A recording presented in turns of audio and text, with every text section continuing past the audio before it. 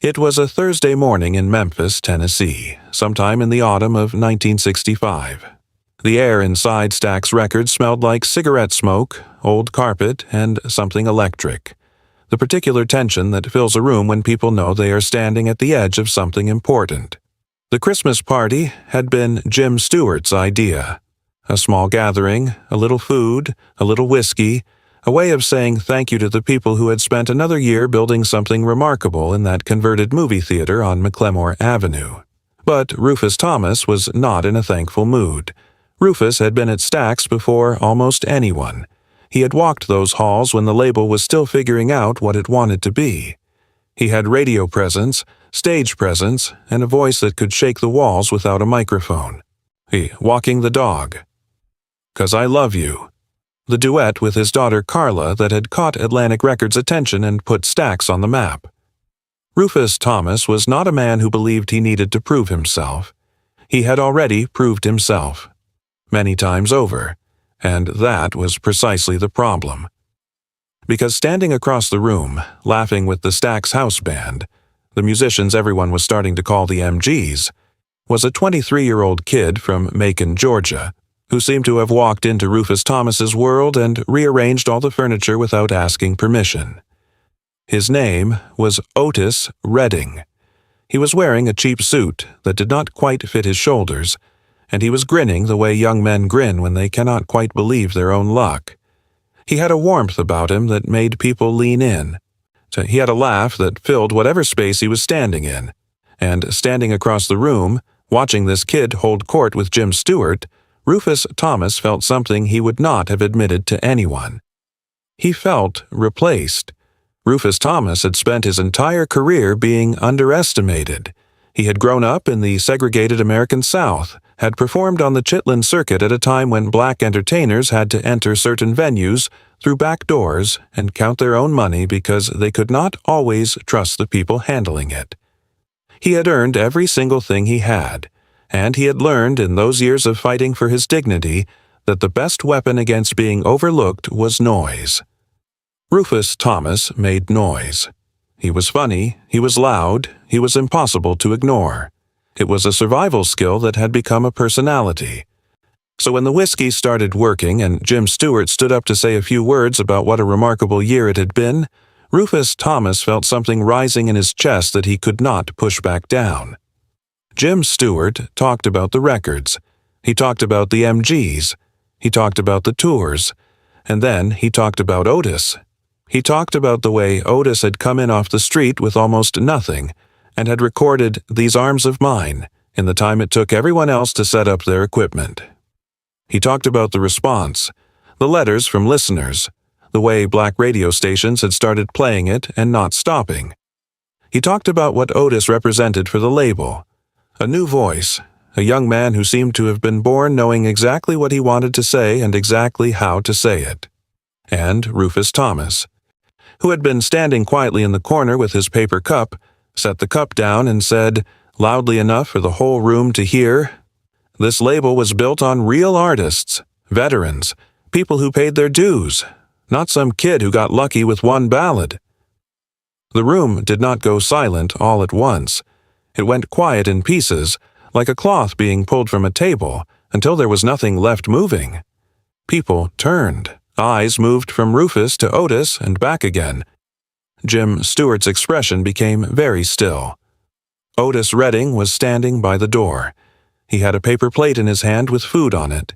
He was 23 years old and he had been in Memphis barely long enough to know the names of all the streets. He looked at Rufus Thomas. He looked at the room, looking at him. Then he put the paper plate down on the nearest surface. Quietly, carefully, the way you put something down when you want to make absolutely certain it does not make a sound. And he left.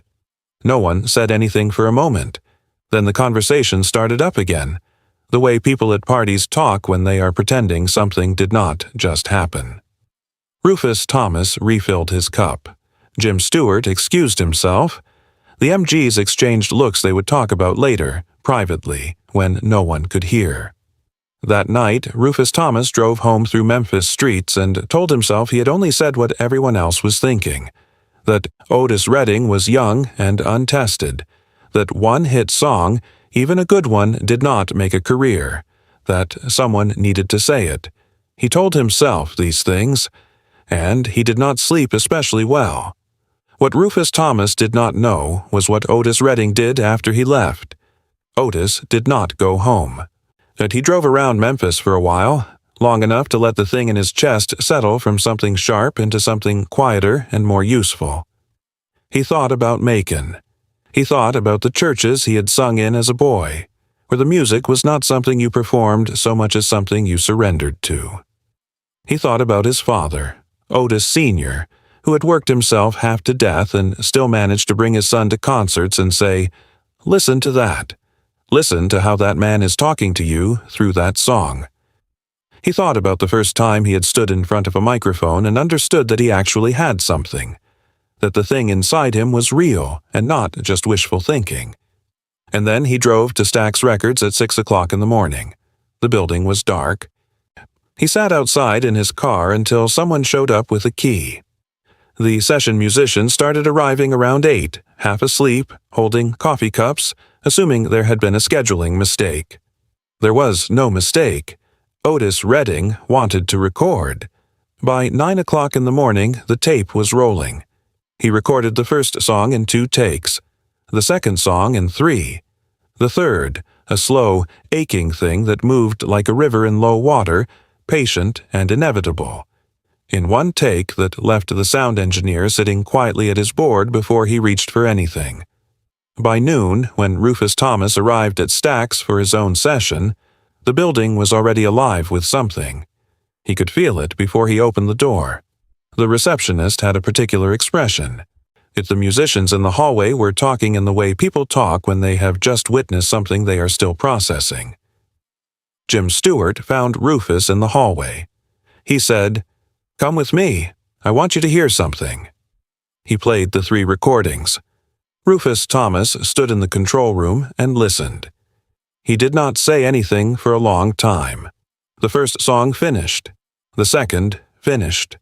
The third, that slow, patient, river-moving song, finished, and the control room was quiet except for the hiss of tape.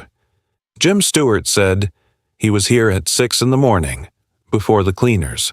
He recorded all 3 of these before lunch." Rufus Thomas looked at the tape machine. He looked at the console. He thought about what he had said at the party, and he felt it change shape inside him, from something that had felt like honesty into something that felt more like what it actually was. He walked down the hallway to the studio, where Otis Redding was sitting on a folding chair eating a sandwich, talking to one of the MGs about chord progressions. Otis looked up when Rufus came in. His expression was neutral, not cold, not warm, waiting. Rufus Thomas extended his hand. Otis Redding looked at the hand. Then he stood up and shook it. No speeches were made. No apologies were offered out loud. But Rufus Thomas was a man who had spent his life communicating what mattered without always saying it directly. And Otis Redding was a man who had spent his life listening to what people were really saying underneath the words they chose. The handshake said what needed to be said. What happened next is something that gets overlooked in most of the stories people tell about Otis Redding, because what happened next is not dramatic in the way biographies prefer. There was no single climactic moment. What happened was slower and more real than that. Rufus Thomas started paying attention. He had been at Stax long enough to know the difference between a musician who was talented and a musician who was doing something else entirely. Something harder to name. Talent was common enough. The South was full of talented people who never went anywhere because talent alone does not know what it wants to say. What Otis Redding had, what Rufus started to hear once he stopped listening with the part of him that was keeping score, was a kind of urgency that had nothing to do with ambition. When Otis sang, it sounded like the song needed to exist. Like he was not making a choice to perform it, but was being compelled by something that did not leave him an option. This was a thing Rufus Thomas understood, because he had felt it himself, once in the early years, before the years of fighting and being overlooked had put a layer of protection over it. You started out being compelled, And then, if you were not careful, you started performing the compulsion rather than feeling it. Rufus had not realized he had made that trade until he heard Otis Redding, who had clearly not made it yet. He started showing up to Otis's sessions when he did not have to be there. He would stand in the back of the control room and listen. Sometimes he would offer something, a thought about an arrangement or a tempo, and Otis would consider it with genuine attention. They were not friends exactly, but they became something in some ways more durable than friendship. Two people who had looked honestly at each other and decided to keep working in the same direction. Meanwhile, Otis Redding was becoming something the American music industry had not quite seen before. He was not supposed to cross over. That was the word people used, as though there were a line drawn somewhere in the middle of the music, and on one side were the black artists making music for black audiences, and on the other side were the white artists making music for white audiences. The music industry in the United States in the mid-1960s operated on this assumption with the confidence of people who had built profitable systems on top of it and did not see any reason to question whether the systems were just. Otis Redding did not especially care about the line. He cared about whether the thing he was trying to communicate was actually getting through, whether the person on the other side of the music could feel what he needed them to feel. He had grown up in Georgia churches where the point of music was communion, a genuine reaching across the space between one human being and another. He brought this understanding to every microphone he stood in front of, and it made the line seem beside the point because communion does not check credentials before it works. His live performances started becoming legendary, not because people agreed they were legendary, but because people who saw them could not stop talking about them afterward. He performed with his whole body, in a way that made audiences feel they were receiving something precious that he was using himself up to give them. And then came June of 1967, and the Monterey International Pop Festival, and the night that changed everything. The audiences at Monterey were predominantly young and white.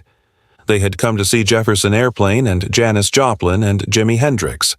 They were not, in any meaningful sense, Otis Redding's audience. People around him had wondered whether this was the right venue. He went on anyway, because his understanding of music was that distance was the problem music was designed to solve. And he walked out onto that stage in a green mohair suit, a man who looked exactly like himself, making no concessions to the aesthetic of the crowd in front of him, and he stood in front of the microphone and looked out at 40,000 people who were not sure what to make of him yet. He said, "I've been told you're the love crowd. Is that right?" And then he started to sing. What happened in those 45 minutes resists adequate description, because the language available for describing music tends toward the abstract while the thing itself was absolutely concrete and physical and present. The accounts from people who were there reached for words like transcendent and unforgettable, which work best as placeholders until you find the real ones. The real ones tended to be simpler and stranger. He was like a force, and he was like a prayer that worked. He was like something I did not have a category for. He ended with, "Try a little tenderness." He started slow, the way the song is written, gentle and imploring, and then he built it, kept building it, not as a performance trick but as a genuine escalation, as though the feeling inside the song was growing because it needed to grow, until he was moving across the stage, until the song had transformed from a ballad into something closer to a revival, and the 40,000 people who had not been his audience were on their feet and screaming. He stopped. He stood at the microphone. He said, "This is the love crowd, right? Let me hear you say, 'Yeah.'" They said, "Yeah." He said, "I've been here 3 days and I haven't had much sleep, but this has been the greatest experience of my life." And he walked off the stage and the crowd did not stop. After Monterey, Otis Redding was one of the most sought-after performers in popular music. His schedule was relentless, on the road, in the air, in recording studios, in hotel rooms that looked identical no matter what city he was in. He was giving everything he had to everyone who wanted it. The people who spent time with him noticed something difficult to articulate without sounding like a criticism. He was tired. Not the ordinary tiredness of a working musician, but something deeper. A tiredness that comes from spending yourself continuously without adequate time to refill. He needed to write something that came from the still place, the place underneath the performance. In December of 1967, he spent time on a houseboat near his home in Georgia, and in something that had been forming in him found its shape. It was slow in a different way than his ballads were slow. It was not reaching. It was not imploring. It was a man sitting still and watching the world go by and finding something in that stillness that was not sadness exactly, but something adjacent to it, the particular feeling of being suspended between one life and whatever comes next. He recorded it at Stax in a session that left the musicians quieter than usual when they were done. He whistled the ending himself because there were no words for what the ending needed to be. The whistling had a casualness that was entirely intentional. The sound of a man who has said what he needed to say and is now just sitting in the aftermath of having said it. As he called it, sitting on the dock of the bay. There are songs you write because you are a musician trying to make something good. And then there are songs that come from somewhere you do not fully control, that feel less like creation than like discovery, like you opened a door and found something that had been waiting there for you. This was that second kind. He never heard it on the radio. On December 10, 1967, Otis Redding was flying from Cleveland, Ohio to Madison, Wisconsin, where he was scheduled to perform the next day. The plane went down into Lake Monona. Otis Redding was 26 years old. Sittin' on the Dock of the Bay was released on January 8, 1968. It reached number 1 on the Billboard Hot 100, the first posthumous song in the history of that chart to reach the top position. It won 2 Grammy Awards. It has been covered by more artists than anyone has counted, in more languages than seem possible for a song about a man sitting and watching the tide roll away. But the numbers do not get at what the song did, which was something quieter and more persistent. It got into people. Not just music listeners, people who did not follow soul music, people who had never heard of Stax Records, people who were going through something they could not put into words and found, in that song, a man who knew what it was like to be between one thing and another, to be tired and still, to find a kind of peace in simply watching without demanding that the world explain itself. The song did what Otis Redding had always been trying to do. It reached across the distance and made contact. Back at Stax, yet the loss was felt the way losses are felt in small communities, personally and without adequate language. Jim Stewart had known Otis since he was a young man who had talked his way into a studio session. The musicians who had played behind him on those records had spent hundreds of hours in rooms with him, had felt what it felt like when he was finding his way into a song, that particular electricity. Rufus Thomas had lost something too. Not a friend, exactly, but something real and unrepeatable. He did not talk about it much in the years that followed, but people who knew him noticed that when Otis Redding's name came up, he listened with the particular attention of a man who is also hearing something inside himself the name called up. What he had said at that Christmas party had been true, right in the way that small and frightened things are sometimes true. There had been veterans at that label who had paid their dues. He had been one of them, and the arrival of this young man from Macon had genuinely disrupted something, had made Rufus feel less solid than he needed to feel. But what he had also seen, from the moment he listened to those 3 recordings in Jim Stewart's control room, was that the young man from Macon was not threatening the thing that mattered. He was adding to it. He was taking everything that had been built at Stax, the sound, the values, the commitment to music that told the truth, and he was doing something new with it, extending it in a direction that had not existed before he arrived. Some artists take up space. Some artists make space larger. Otis Redding had been the second kind.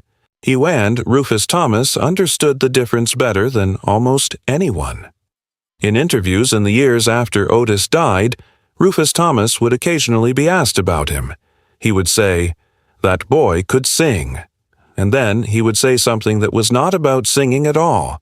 He would say he meant what he was doing, Every note.